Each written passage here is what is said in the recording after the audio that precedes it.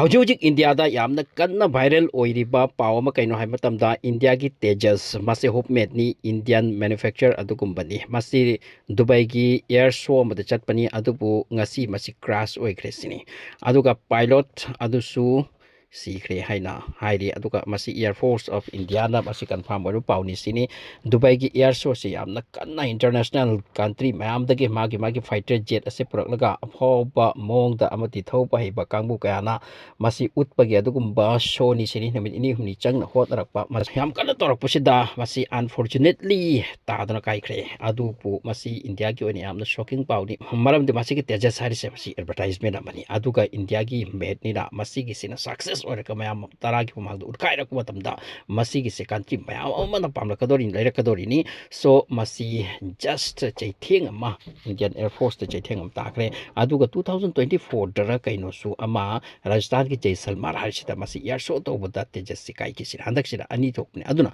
India ki port ase mang da utpai ki khudong chaba laira ko matam asida masi oiki bsi amna nungai kidre aduga masi Indian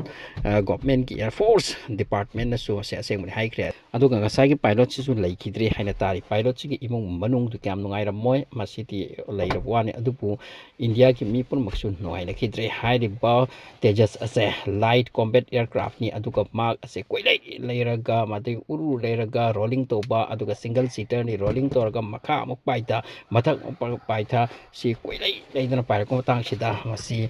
technical failure ori pra kari maram dagi masi crash oi kibno haim siki maram sidi hoji kanna tido khumda kini official lakini masi ki tabakta Indian Air Force na makoi ki officer ka mama thare khotle aduga masi kari dagi no haibisi thibagi tabakta yamna kanna hoji ka makha ta bi chathare adubu yamna nungai to pawni malti India ki asugumba Tejas submet ase masi crash oi kiba mamangda aduga mi purmakna unari madugi marubumi da Dubai ki pung anika me tara nokthilgi maswai da kaidrak patanja asida asmaina kai kibani asira adura mi sing o kaina laundari aduga maiku kan kari aduga kayam nungai to thodok no India ki oina mase yamna shocking ni aduga yamna makka India se maki yamna makka chawu chance ama India ma Tejas aircraft ase utkhaiba honarang matam sida masiki chaitheng sima phangle haina tari so masiki pawsi yam kanna mafong da viral oiri Pakistan lom dadi kari ora bani makoi de nok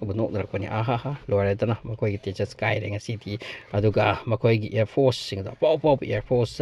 pai dana chat pani aduga pop masi khallaga su thabor ngani masi thawru ba myam mang utna ba hai duna adubu masi laibak thi bani aduga masi cinta tawningai dinate India gi oina shocking oiningai nati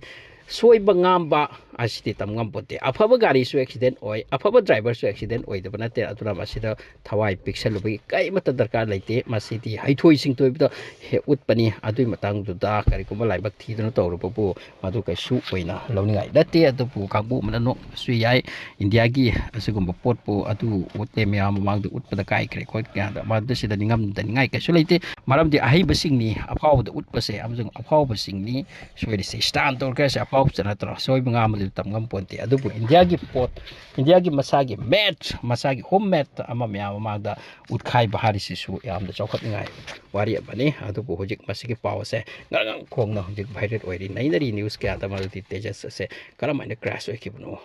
karam tawbono haibase so Tejas ki matang da masum su hairi malti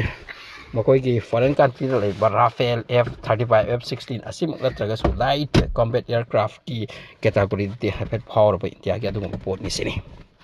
so thanks for watching.